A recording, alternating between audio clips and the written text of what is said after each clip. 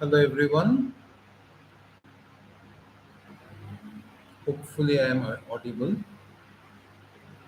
This is going to be the first lecture on Samuel Taylor Coleridge's poem Kubla Khan. Now let me wait a minute or two for anyone who is willing to join. Uh, in between, let me quickly share the text.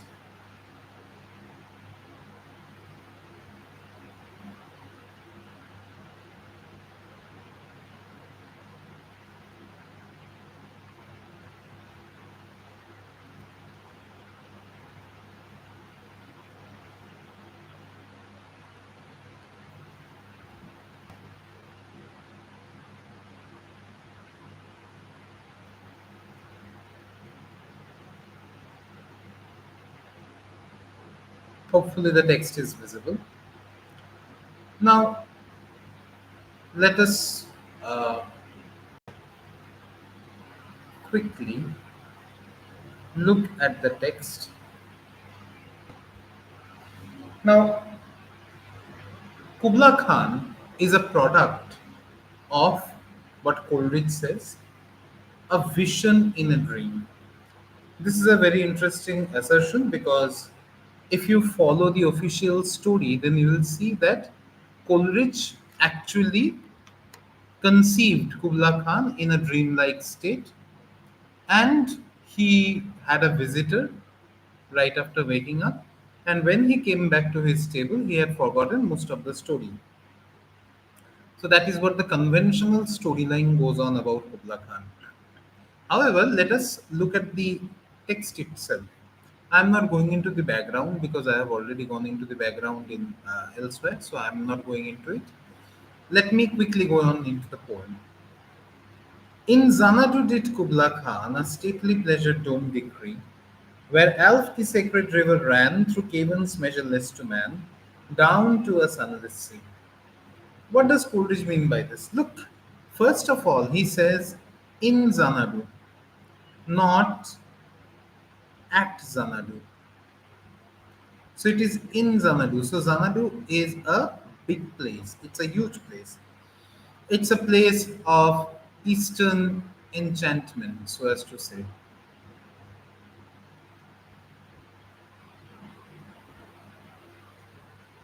Now, Xanadu, this word is very interesting because you see, when you call this place Xanadu, it has a ring that is very Asian in it. So it is quite like those mythical cities like Cibola, those mythical cities like El Dorado and others. However, Xanadu has its own connotations. Look, we write it with X, but pronounce it with Z. In between this X and Z falls the shadow. So between the written and the spoken falls the shadow. So the poem is conceived in this zone of the shadow, in this zone of unknowingness. Therefore, the poem has a lot of why in it. Why is this happening? Why is that happening? And so on and so forth. And this why gets answered throughout the poem. This why is like that y which comes between the x and the z. Okay. And it points out several things. I'll go into that later. But look again, Xanadu sounds a lot like Zen Adu. So it talks a little bit about the Zen Buddhism, where you have a philosophical approach to life and you do that. Quite like Kubla Khan is doing a decree to create a pleasure tone. Hello Trisha, thank you for joining and thank you the others for joining. Now look, what is happening over here is that it is this state of Zen which Coleridge is trying to attain through this poem. Now, the Zen Buddhism has a certain riddle, uh, a way of teaching through riddles, which are called koans. So, Kubla Khan is like Coleridge's koan. It is like a large koan on life itself and the philosophy of life itself. So Xanadu, in that sense as well. And look, X, it is like an inverted cross, right? So if you put this cross straight, so it is the imperfect cross that all of us are carrying. So at Xanadu, in Xanadu, Kubla Khan is trying to create certain things. But before we go into what Kubla is trying to create, let us look at the rest of the line. I'm sorry, I'm wiping it out because there is not very much space. In Xanadu did Kubla Khan. So whatever Kubla did was in the past. It no longer exists. Okay. Now Kubla Khan. This word is very interesting because Kubla comes from the Sanskrit word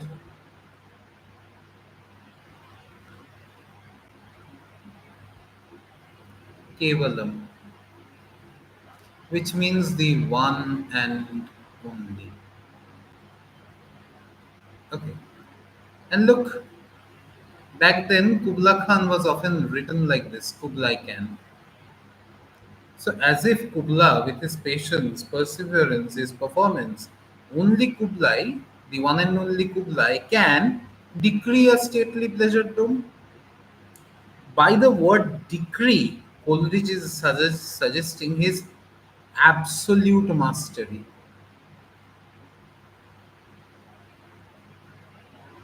And it is this absolute mastery which Kubla exerts over the land. And what does it create? A stately pleasure dome. Now we in India also know about another stately pleasure dome, which is the Taj Mahal, which Emperor Shah Jahan built for his uh, lady, Lady Mumtaz Mahal. And the Taj Mahal is a kind of testament to their love. Similarly, what happens is that in Xanadu, quite like uh, beside the Yamuna, Shah Jahan created his own Taj Mahal. Kubla, with his own uh, passion, purity, perseverance, created a pleasure dome beside the river Alf. Now, look, Taj Mahal was also created beside a river called Yamuna, again coming with the Y. Remember that accent Z? And you know, Kubla's name also comes from the names of two rivers. One is Kubella, who was a goddess. The other was the name of the rivers, Kaibele. So, one goddess, one river, and one Sanskrit word which means one and only. So, at Kubla, the performance of a god as the one and only supreme ruler who can create life itself. A river is the giver of birth for all of the civilizations. So look at any civilization, it is situated beside a river. So rivers are basically the birthplaces. They are like those maternity words of all civilization. So therefore, what happens is that look at any civilization of the world. It was born beside a river. You will not find an exception to this rule because in order to survive, man needs water. As simple as that. So, the rule of the river has stood true for all the civilizations. And therefore, look what is happening over here. Similarly, Kubla is creating his pleasure dome. I am coming to this expression of the pleasure dome a little later. But let's first come to the river Alf. Now, the name Alf is very sacred, quite like the Ganga, because the word Alf is a diminutive of the word Alpha, the first Greek alphabet. And coincidentally, the word alphabet also has come from Alpha and Beta. So, it is the beginning of initiation, it is the initiation of life. Go to your Bible, look at it. What was the first action that God did? He spoke. God said that let there be light. So it was the first action. So any form of initiation is always sacred. So look, where Alf, the sacred river, ran, therefore Coleridge is calling it sacred. And river, it is the cradle of life for all of civilization, ran through caverns measureless to man down to a sunless sea. Now this is a reference to the ancient Greek ideas of Chronos and Gaia, giving all of life its significance. One second, let me wipe it out so that I can write. This is a reference to Chronos, who is time, and Gaia, who is space or land for that matter, earth for that matter. They are coming together, Kronos as the male, Gaia as the female, they are coming together, and it is as if Kronos is inseminating Gaia via the act of initiation of the river Alf, where Alf, the sacred river, ran through caverns measureless to man, the genitals of Gaia, which is the caverns measureless to man, a physical feature of the territory as well as of the mythical goddess, down to a sunless sea. It is as if the flow of the river Alph or of time or of Chronos is going down to the womb of Gaia, to the amniotic fluid of Gaia, which is being called a sunless sea. But here the sunless sea refers to the prenatal condition, because the sun is not born yet. The sun is not born yet. Therefore, in a pun, he calls it sunless sea. Sunless as in lifeless. Now, pre birth is also lifeless, therefore, down to a sunless sea. And also, look, sun is a marker of time in a way. So, therefore, down to a sunless sea refers to that antediluvian period when the computation of time had not begun yet. So, what happens is that, look again, there is a problem. That is, in all of romantic literature, you have a binary. The binary is between nature and culture. This nature culture binary always remains in all of romantic literature, where the romantics always prefer nature because it is created by God, and they do not prefer culture so much because it is created by man. So nature is always seen as superior. So look, what is happening is whatever Kubla did, it remained in the past. But whatever happened to the river Alf, it happened much before Kubla came. It kept on happening much later than Kubla's demise. So, what is happening over here is that Coleridge is locating Kubla in time, and he is placing the river Alf in an antediluvian period. What is an antediluvian period? That is when the computation of time even had not begun. So it is like a time before time. Since then, the river Alf is flowing through this basin and going on into the caverns measureless to man. So it is there. It is there. Throughout, it is there. Throughout the known, unknown, pre known history, it is there. All right. So this is a very interesting way of looking at the binary between nature and culture. That is, whereas Kubla's time, his creation, his monument are located in time, the river Alf and the initiation that it proposes, it is located in eternity. Now look, let me come to this section. I told you in the beginning now that I will come to this pleasure dome, this concept of the pleasure dome later. Now let me come to this concept of the pleasure dome.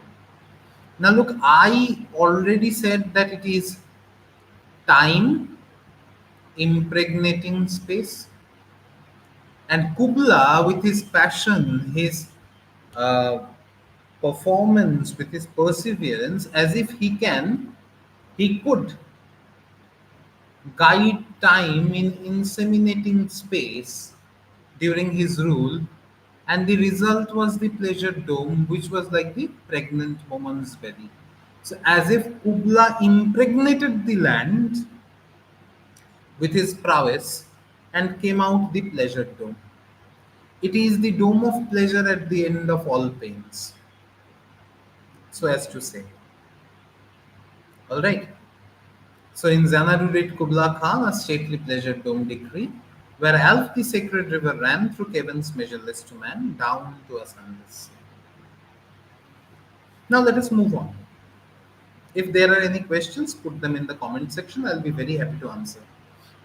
So twice 5 miles of fertile ground, with walls and towers were girdled round. So let me draw a little picture. Imagine this is, sorry, not like this. Imagine it's a dome. So imagine this is Kubla's pleasure dome. Now on all sides round, it is guarded by a wall. Here there are towers like this, watchtowers from which the soldiers watch on any for enemy attacks or something like that. And it is here on the side of a hill. Okay. Down here is flowing the river Alf, and here are the caverns measureless to man. So the river is coming over here and flowing down there. Okay, and let's do one more thing. This is, imagine a downward slope. Okay, this is the downward slope, and soon we will come to know that here there are forests.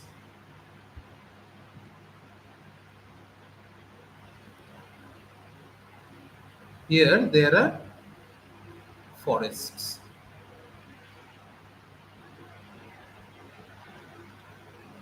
Here also there are forests.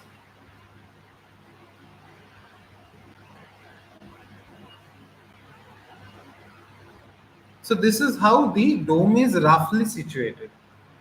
Look, I am not a great painter. I am not even pretending to be one. I am just trying to show you the picture. The river Alf comes down through here, and here is the caverns measureless to man. The river is falling down over here. Okay, down to the sunless sea. So that is basically the idea that Kubla Khan's landscape is proposing. I know it is a very, very bad representation, but that is the best that I can do. So I'm extremely sorry if you were expecting something better out of me. Okay. Yeah, yeah. Keep on pulling my leg. No problem. But you get the idea, na? I am not Bob Ross. If Bob Ross was here, he could have painted a very beautiful picture. But in any case, you get the general sense. So look, so twice 5 miles of fertile ground.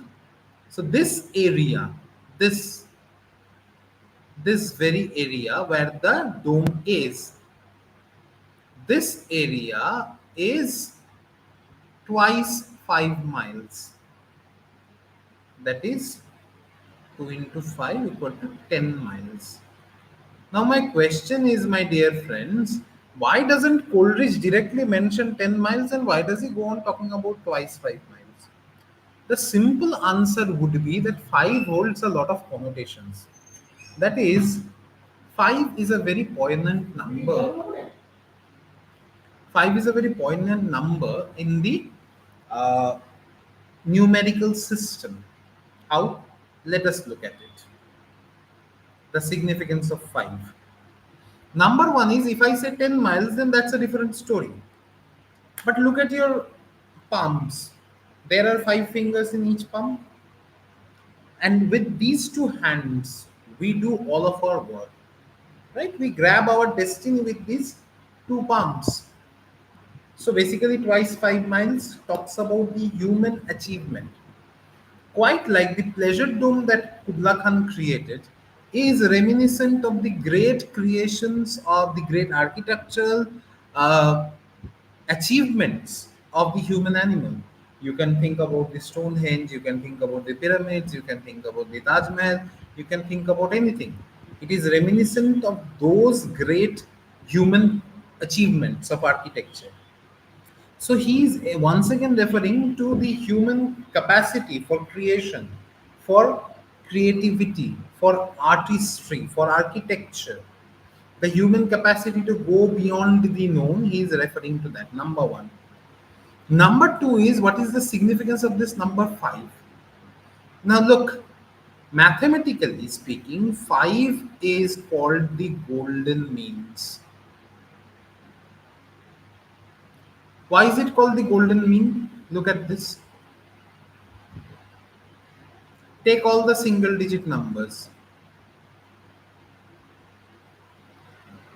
Look, 5 has 4 this side, 4 on this side. So it is in the proper middle of the single digit numerical system. Therefore, it is called the golden mean. All right, that is one interpretation. কিছু বলবে? এখন হবে না, পরে। So it is called the golden mean. All right, number one. Number two is that 5 is a number which is very significant numerologically. That is, if you are into astrology and all, it is the number of Mercury. Now, in the from the perspective of astrology, you see from the perspective of numerology, Mercury, all the other planets are either masculine or feminine. Mercury is the only planet which is neutral. So it takes the shape or form of any other planet that it is with. Therefore, it's a very neutral number. Also, Mercury's color is green. And you will see Coleridge will keep on talking about greenery very soon. Okay, he talks about fertile ground over here. He'll keep talking about greenery very soon. All right, so 5 has different types of connotations. Okay, so therefore he keeps on mentioning the twice 5 and he does not barely say 10 miles because 10 is a very generalized number. Okay, so therefore, so twice 5 miles of fertile ground, and also because he was trying to rhyme, he was trying to maintain the meter. Therefore, he also says twice 5 miles. So, twice 5 miles of fertile ground with walls and towers were girdled round. So it's like a belt. It's like a belt put on around the pleasure dome. Now, why does Kubla put on a belt around the pleasure dome? Why does he put on a wall around the pleasure dome? The simple reason being that nature does not need any protection, culture does. Nature is made by God, therefore, it does not need any protection. But culture, which is made by man, it needs a protection. Imagine you go to a forest. There are so many big trees, such huge trees. Who is watering them? Nobody. Whenever it rains, they get their water from that, or they get their water from the soil moisture. But nobody is watering those trees. However, look at your own rooftop garden if you have one. If you do not water the trees, say maybe on a 1 day, 2 day basis, then what happens is that they die off. They dry off and they die away.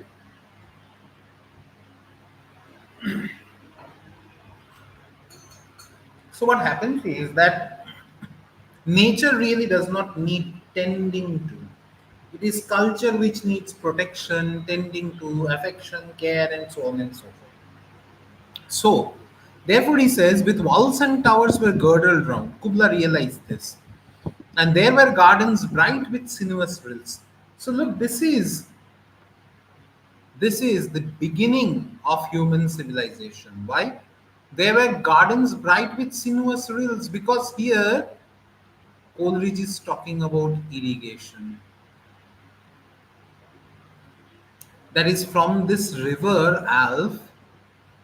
Now, Kubla has found out a way to make small canals and make irrigation possible. So, this poem is not just about the history of human achievement, but this is about the history of human civilization as a whole. And there were gardens bright with sinuous rills, where blossomed many an incense bearing tree. Now, look, he does not say flower bearing tree, he does not say fruit bearing tree, but he says incense bearing tree. Now, olfactory images are rather rare in the history of English literature, and therefore, this becomes a very significant uh, poem because it mentions an olfactory impetus for us. Where blossomed many an incense bearing tree, and here were forests ancient as the hills, enfolding sunny spots of greenery. So, look, in this structure, in Kubla's structure, there are gardens bright with sinuous rills. But look at the expression, how Coleridge is making the distinction between nature and culture. For Kubla's garden, he says there were gardens bright with sinuous rills. But when he talks about the forest, he says, and here were forests. So he is looking at the landscape just like we are looking at this picture from the outside, not from the inside.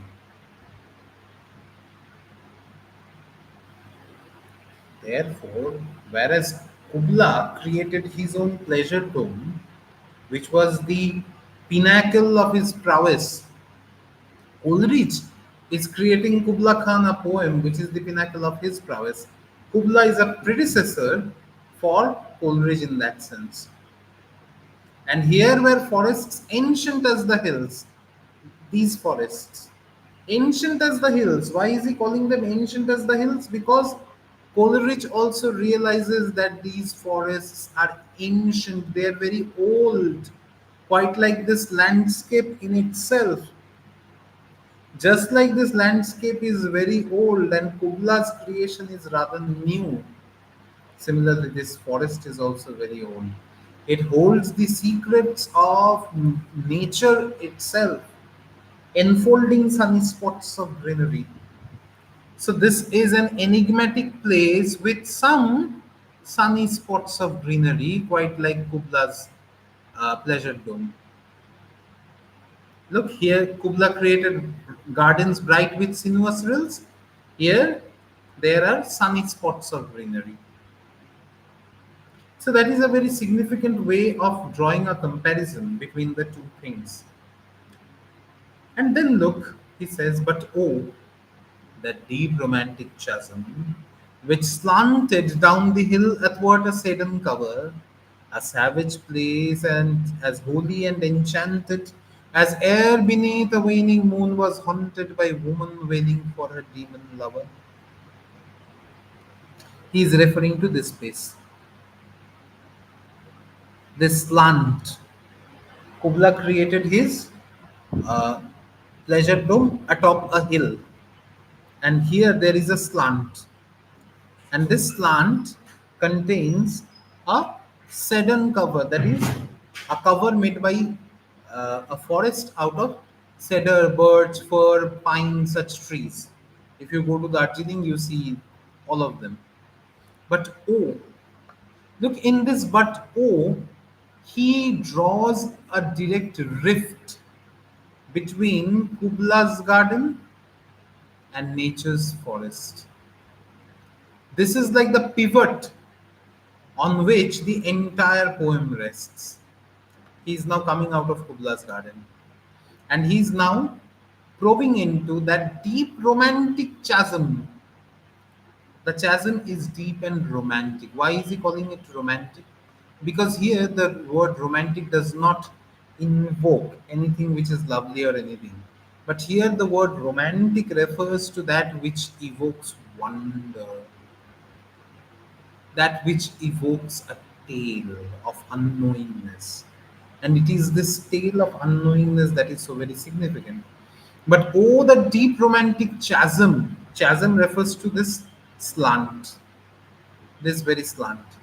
But oh, the deep romantic chasm which slanted down the green hill athwart a hidden cover. What I was speaking about. And look, you have a very significant thing over here, which is, let me zoom for you if I can. I can't zoom anymore. Let me see if I can zoom. Yes, yes, I can.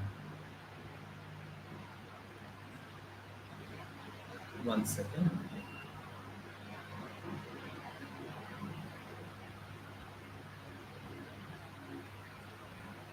Look at this thing.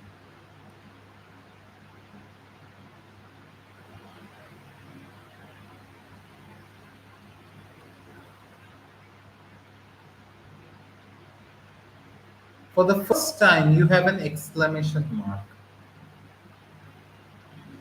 Till now, there were no exclamation marks.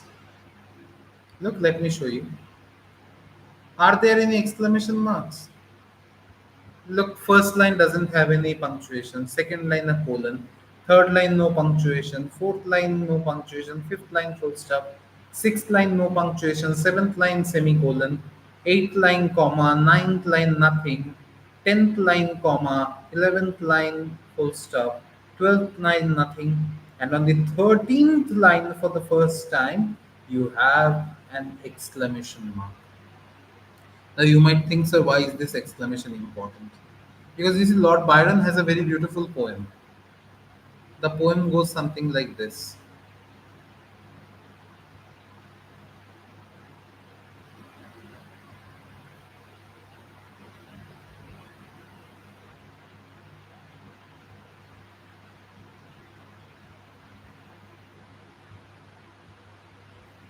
A pen and a blot of ink can make millions think.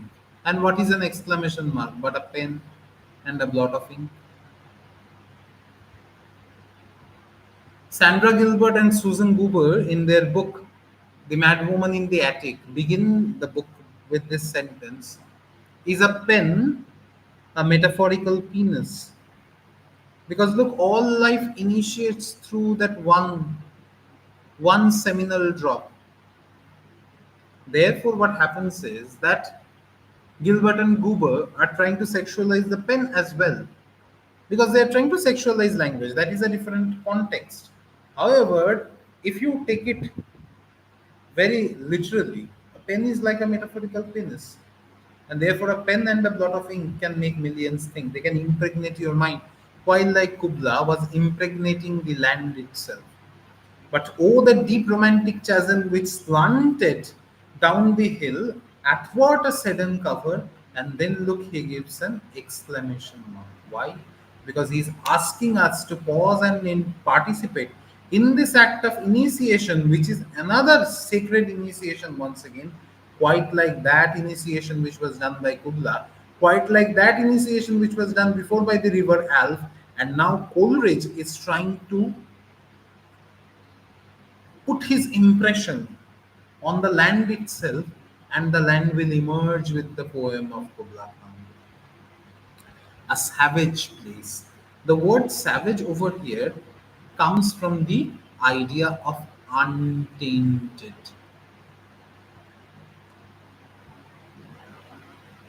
It is like that word salvage.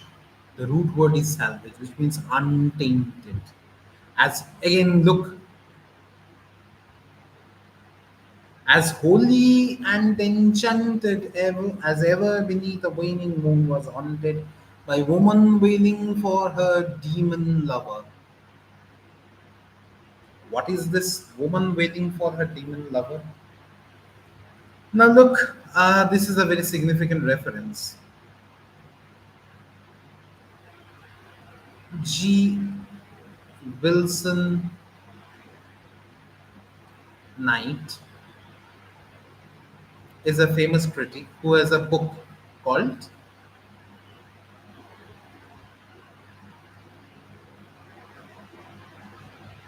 The Starlit Dome. In this book, G. Wilson Knight gives the idea of Coleridge's Divine Comedy. That is, Wilson Knight says that quite like Dante, Coleridge also wrote his Divine Comedy. Okay, so just like Dante wrote his La Divina Commedia with three books, uh, Inferno, Purgatorio, and Paradiso, that is hell, purgatory, and paradise or heaven. Similarly, Coleridge also wrote his Inferno, Purgatorio, and Paradiso through three poems. What were these three poems? These three poems were very simple. One was Christabel, the other was the rhyme of the ancient mariner, and the third was Kubla Khan. So, Inferno is Christabel, Kubla, the rhyme of the ancient mariner is uh, Purgatorio, and Kubla Khan is Paradiso. Okay, now let me show a little bit from Christabel so that we can appreciate what Coleridge is trying to say over here. Okay, please bear with me for 2 minutes just. Look, hell begins with some darkness, right? Look how Dante's Inferno begins. Give me a second. Let me show you how Dante's Inferno begins.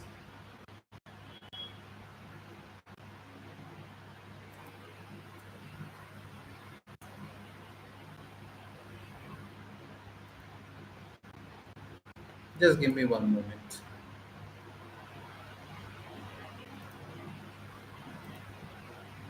Midway upon the journey of our life, I found myself within a forest dark, for the straightforward pathway had been lost. Ah me, how hard a thing it is to say, what was this forest savage, rough and stern, which in the very thought renews the fear. Okay, and look how Christabel begins. 'Tis the middle of the night by the castle clock, and the owls have awakened the crowing cock. To it to woo, and hark again the crowing cock. How drowsily it grew. Sir Leoline, the Baron rich, hath a toothless mastiff bitch. From her kennel beneath the rock she maketh answer to the clock.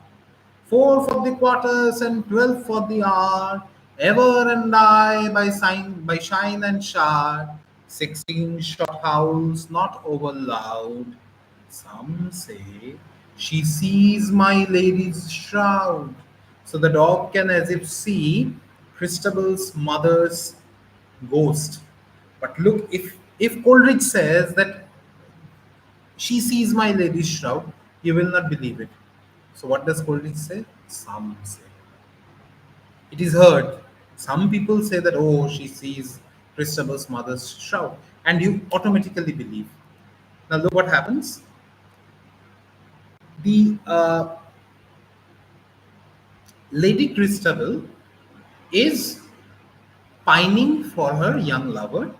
She is betrothed to a knight, and this knight is perhaps there in the battlefield, and Christabel is planning to pray for her beloved's safety. Now, look, there is a shrine of Mother Mary in her castle. However, Christabel does not wish to pray to Mother Mary. Rather, she goes into the ancient forest which is nearby. Look again, once again, forest. We have seen the importance of forest in Dante's Inferno. And now, look, what is Christabel doing? She is going to the enchanted forest and she is trying to pray in front of an old oak tree. Okay. And look, here Coleridge says, And she in the midnight wood will pray for the weal of a lover that's far away. She stole along, she nothing spoke. The sighs she heaved were soft and low. And naught was green upon the oak but moss and rarest mistletoe. So look, there is something unnatural going on in nature because nothing is green. She kneels beneath the huge oak trees and in silence prays she. So she is supplicating before the oak tree, which is a pagan god, compared to the Christian God of Mother Mary, and as if to hear her prayer, look what is happening. The lady sprang up suddenly, the lovely Lady Christabel. It moaned as near can be, but what is it? She cannot tell. On the other side, that is on the other side of the oak tree, it seemed to be of the huge, broad breasted old oak tree. So something is lurking there. And look, Coleridge is he's trying to make us feel more anxious. So look, he's saying, the night is chill, the forest bare. Is it the wind that moaneth bleak? So is it the wind that is making this sound? No. There is not wind enough in the air to move away the ringlet curl from the lovely lady's cheek. There is not wind enough to twirl the one red leaf, the last of its clan, that dances as often as it can, hanging so light and hanging so high, on the topmost twig that looks up at the sky. So on the top branch, there is a small red leaf, and even that leaf which tries to dance as far as much as it can with the air, even that leaf is not moving. Then there is no air. And look, as if the speaker is now worried about Christabel. So look what he says.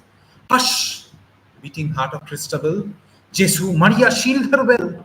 She folded her arms beneath her cloak and stole to the other side of the oak. What she see there? Imagine if it was a present day serial, the episode would end there. Dadang, dadang, dadang, and the episode ends. In the next episode, you see again the same thing is being shown. And what does Christabel see over there? There she sees a damsel bright, dressed in a silken robe of white, that shadowy in the moonlight shone, the neck that made her white robe one. Her stately neck and arms were bare, her blue-veined feet unsandaled were, and wildly glittered here and there the gems entangled in her hair. I guess it was frightful to see a lady so richly clad as she, beautiful exceedingly. And look, if a person is way too beautiful, you are already awestruck by that person, but you are afraid of approaching that person as well. And look what is Christabel saying.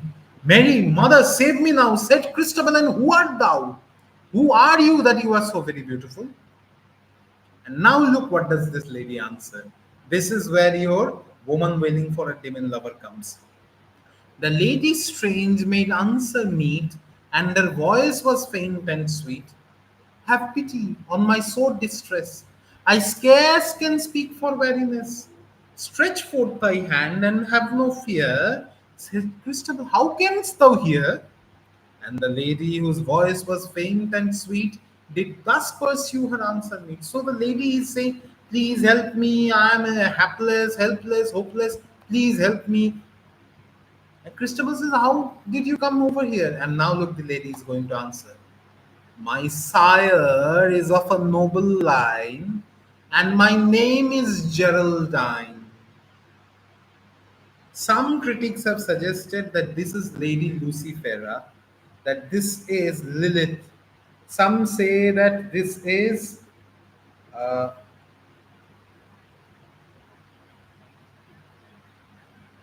the. Some say that this is the physical manifestation of the Christian. What should I call it?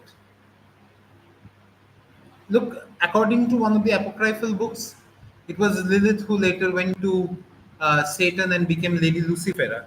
So, who is of a more noble line than Lucifer himself? My sire is of a noble line, and my name is Geraldine.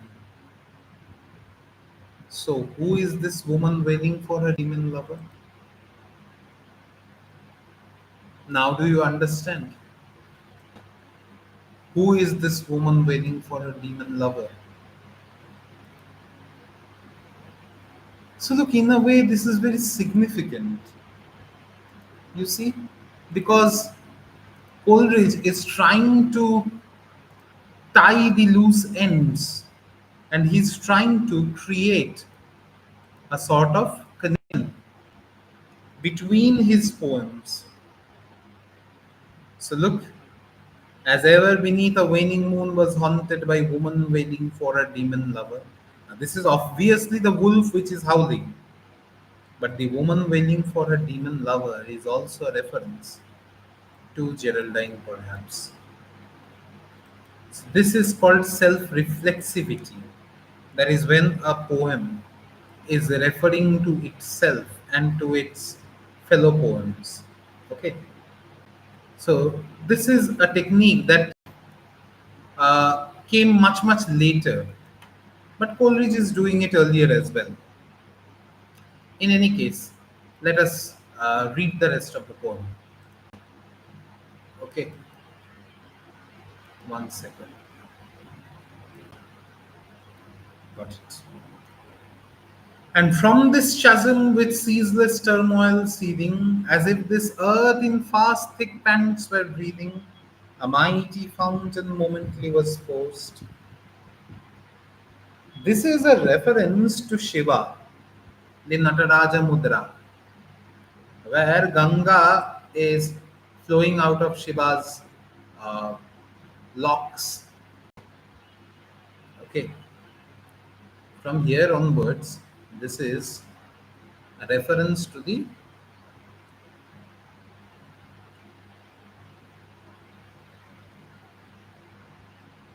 Nataraj Mudra. Now you might think, how did Coleridge know about the Nataraj Mudra of Shiva? Because he was reading books like Kashmir. He was reading books like the history of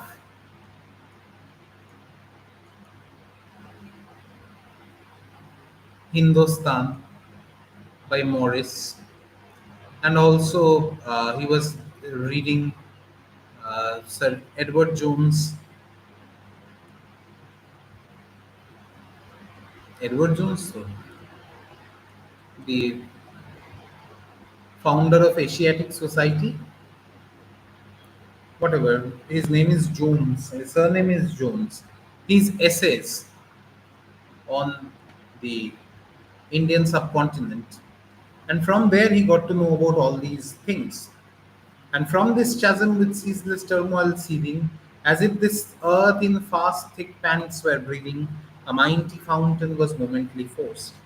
So it is like the ejaculation moment, the moment of life itself, the moment of creation itself, amid whose swift half intermittent burst, huge fragments vaulted like rebounding hail, or shafi grain beneath the thresher's flail, and mid these dancing rocks at once and ever it flung up momently like this, momently the sacred river. This is also like the birth of Ganga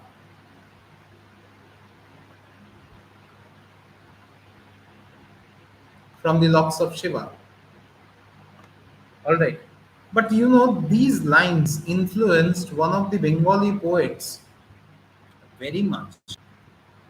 Let me show you.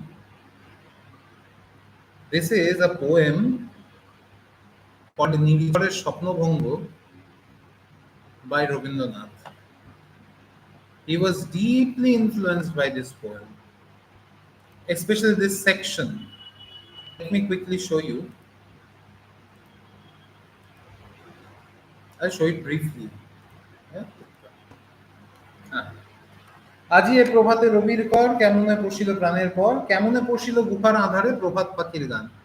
So this morning, how did the palm of the sun touch, enter the soul, the life?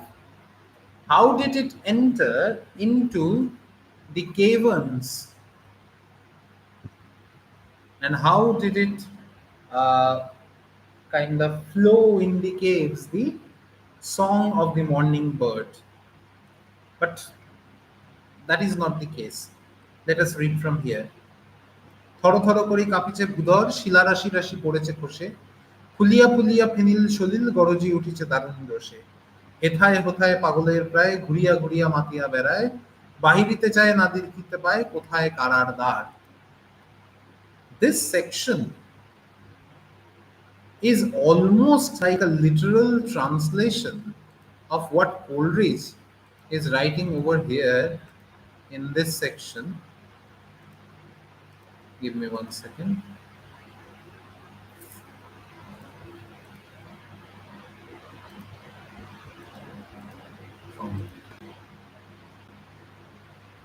Like this section, as if this earth in fast thick pants were breathing, a mighty fountain momentarily was forced, amid whose half swift intermittent burst, huge fragments vaulted like rebounding hail.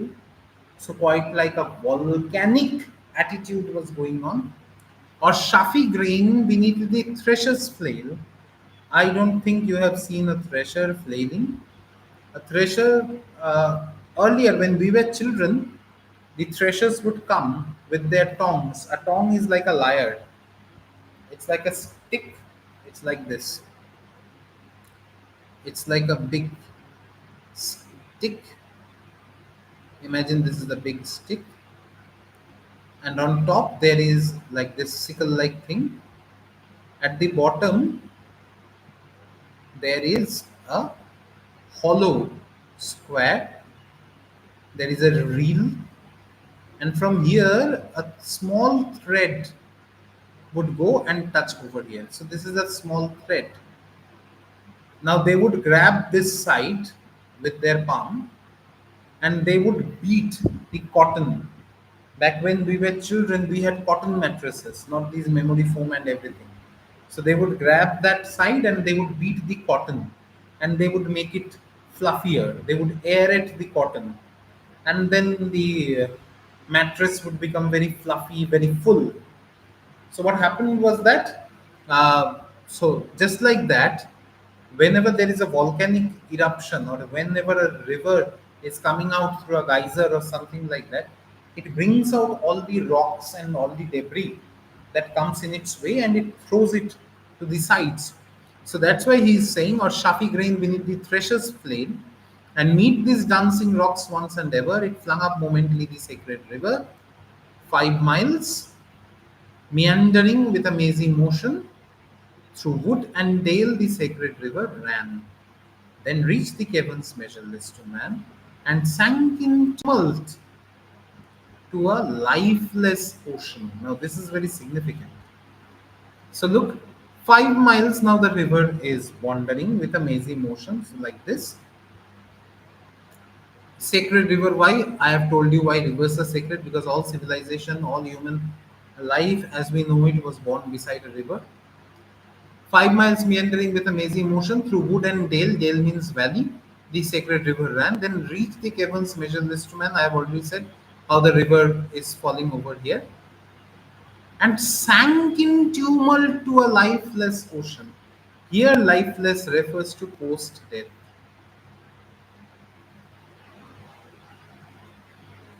Now, look in the rhyme of the ancient mariner.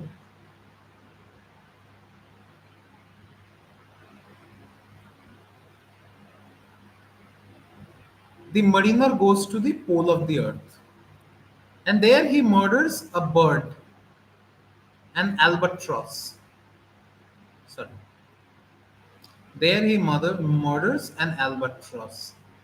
Now, when he murders the albatross, suddenly what happens is that the dead body of the bird kind of latches on him like a cross. Like if a bird opens its wings, it looks like a cross. No?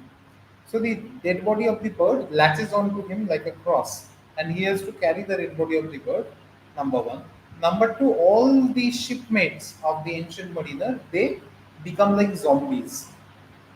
And he sees at a distant boat death and life in death, they are playing chess. Okay. So this lifeless ocean refers to the post-death, that is death and life in death. So earlier we had a sunless sea, which was prenatal life. And here we have lifeless ocean, which is post-death status. And mid this tumult, Kubla heard from far ancestral voices prophesying war. Look again, exclamation. Now, my question is throughout all this tumult, why were Kubla's ancestors prophesying war and against whom? Now, why does Coleridge call this tumult? Number one, that is my first question to you. He calls this entire thing a tumult because of the simple reason that nature and culture are not in unison. They are not in union. They are two separate things right now. And therefore, since there is no harmony, there is no symphony, there is only a cacophony, there is only a tumult. And amid this tumult, Kubla heard from far, far not in space but in time, because his ancestors are now dead. So they are speaking to him from history. And what are they prophesying time against? War against? The simple answer is time, the only enemy which defeated them. Look, Kubla's dome is also limited by time. Human life is limited by time. But art, literature, those are not limited by time. These things are timeless. And therefore, Coleridge wishes to create his own pleasure dome, which is the poem Kubla Khan itself, which will evade the shackles of time itself. And now, look, with this idea, he is now distancing himself from the fact of Kubla Khan and is beginning the act of Kubla Khan, that is, impregnating the page with his own poetry. The shadow of the dome of pleasure floated midway on the waves, where was heard the mingled measure from the fountains and the caves. This is a reference to both Petrarch and to the Mahabharata.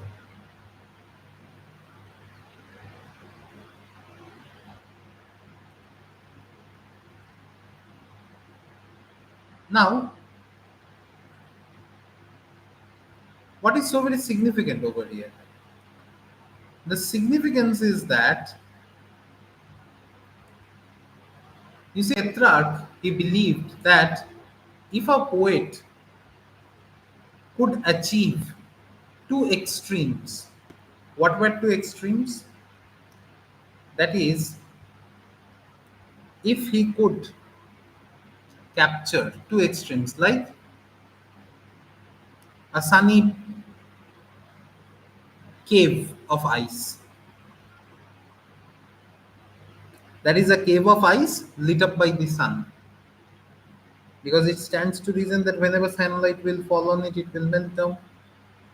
So what happened was that Petrarch said if a poet could achieve this, then he would have achieved the final state of poetry. So look here, he is referring to Petrarch as well. The shadow of the dome of pleasure floated midway on the waves. This is a direct reference to the Taj Mahal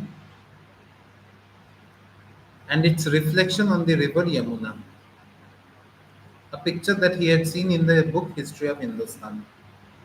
Floated midway on the waves, Yamuna, where was heard the mingled measure from the fountain and the caves. This is a reference to Tansen. He was hearing about the Emperor Akbar, and Tansen's music was very, very popular.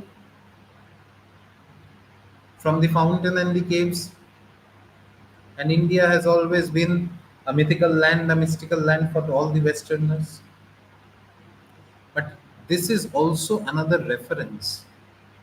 The fountain and the caves is also a reference to the Mahabharata, where the creation of Indraprastha, it is said that the Danav Mai, He created such a palace which is called the Maya Bazar. It was a place of rare knowledge and rare architectural features such as a sunny pleasure dome with caves of ice. But this is also a reference to the temple of Amarnath. Look, sunny pleasure dome, the linga itself with caves of ice. So it is a miracle of rare device. Nobody knows how it was created, but it is created. And then look, he is trying to capture this harmony. He was already talking about a harmony, na? The mingled measure, the harmony he was trying to capture. And now he is referring to Saraswati, the goddess of harmony, the goddess of knowledge, the goddess playing the veena. A damsel with a dulcimer is Saraswati. In a vision once I saw, it was an Abyssinian maid. Look, the word Abyssinian is very interesting because ABC to N. In mathematics, we did this na from 0 to N, or in a circuit, we used to do say A, B, A plus B plus C plus dot dot dot till N. So, quite like that, that function. It was an Abyssinian maid from ABC to the nth degree, and on her dulcimer she played, singing of Mount Abora. Now, the word Mount Aborite refers to the Mount Amara or Amora. Now, in some of the biblical versions, it is said that the fall of Adam and Eve is called Felix Culpa. Felix Culpa, why? It is a fortunate fall. Okay, so now this Felix Culpa suggested that when God banished Adam and Eve, he sent Eden on this earth as well. And it was sent near somewhere in Africa. It was sent in Mount Amora or Mount Amara. So, as if the Hindu goddess Saraswati is singing on her dulcimer, talking about the beginning of creation according to the Christian mythology.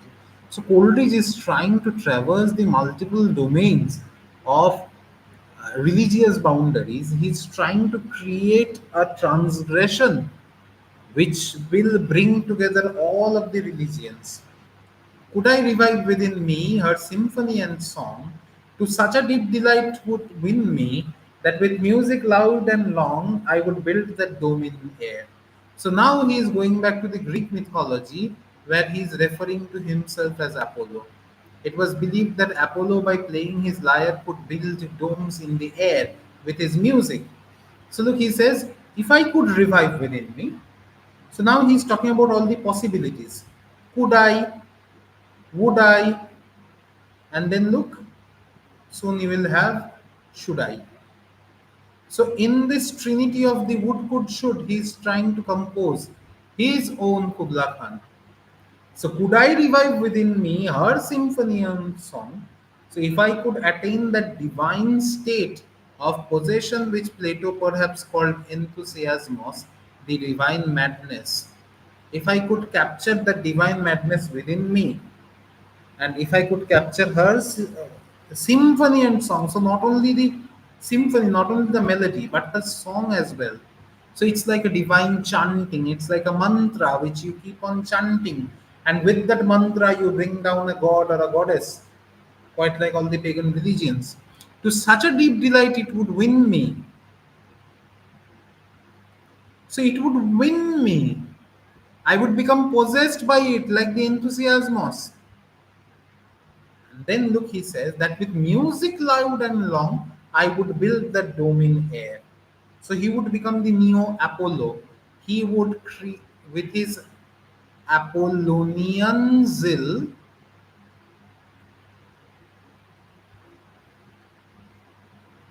he would create the Dionysiac dome.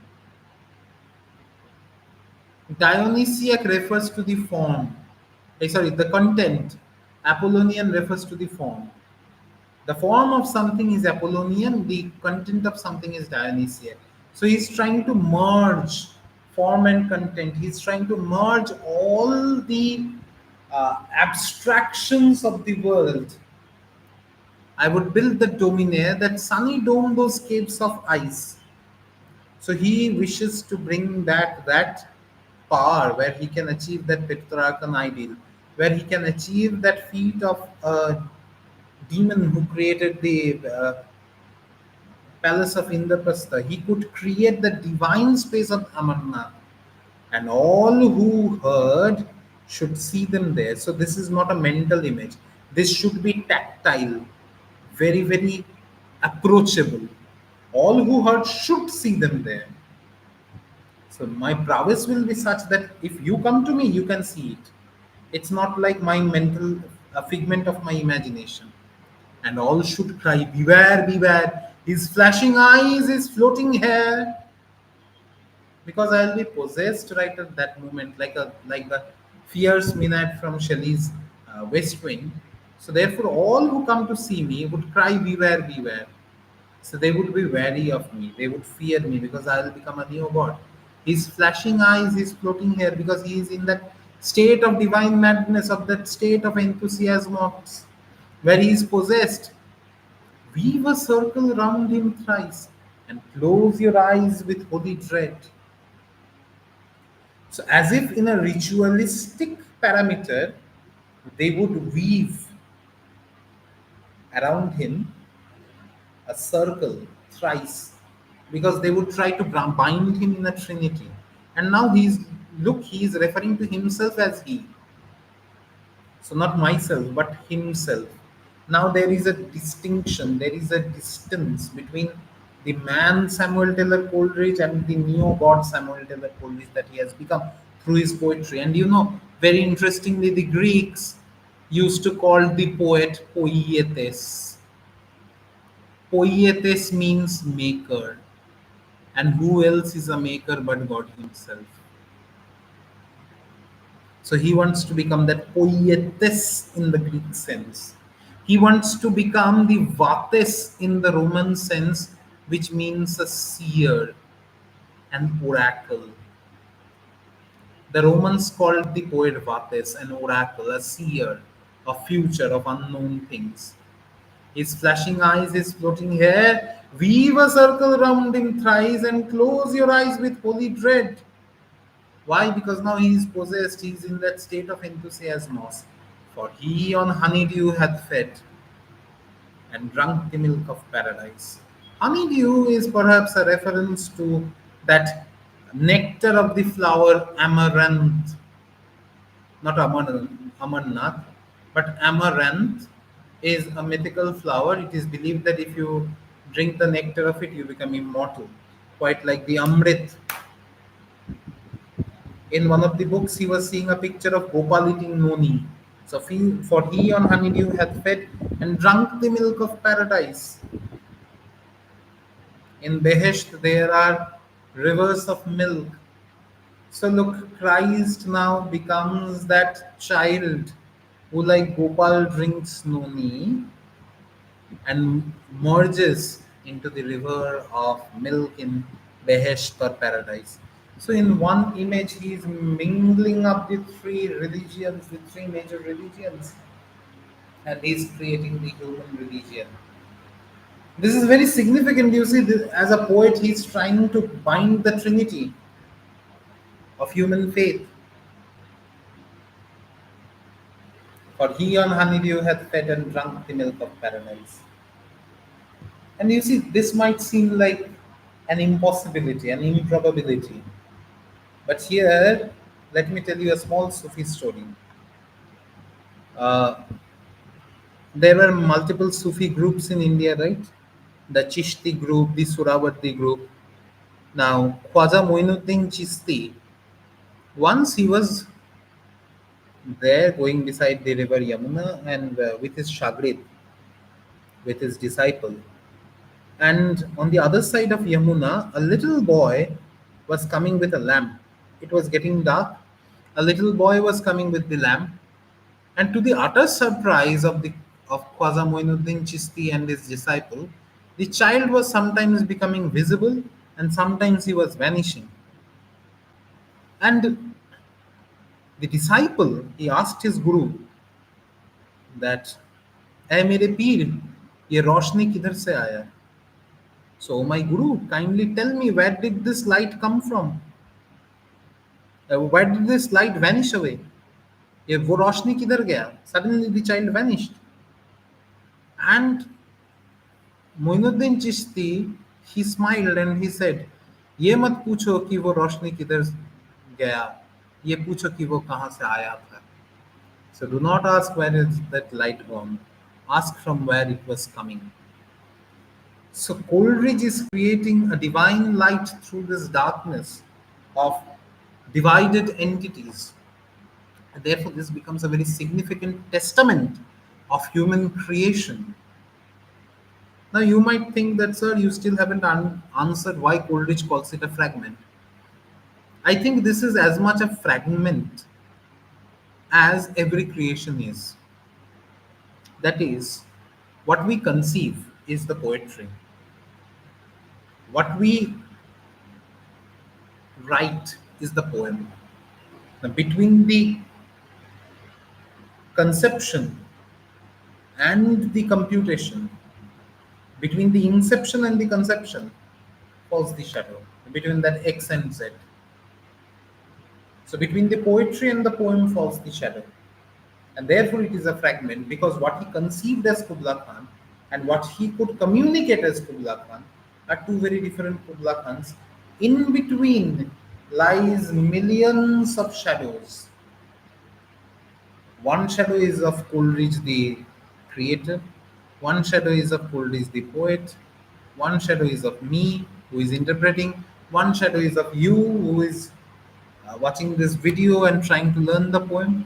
So, as many people have, so no matter how many people have read this poem, as many people have read this poem, there are similar numbers of shadows, and there are similar numbers of shadows as the future generations who will be reading this poem. So there are so many shadows in this poem. All right. Therefore, it is a fragment in that sense, but otherwise, I think that it is the most complete expression of uh, human experience that has ever been recorded by mankind. And with that, we end this discussion on Kubla Khan. Thank you for listening to us. And if you have any questions, put them in the comment section. I'll be very happy to answer them. Thank you so much. Have a great day ahead.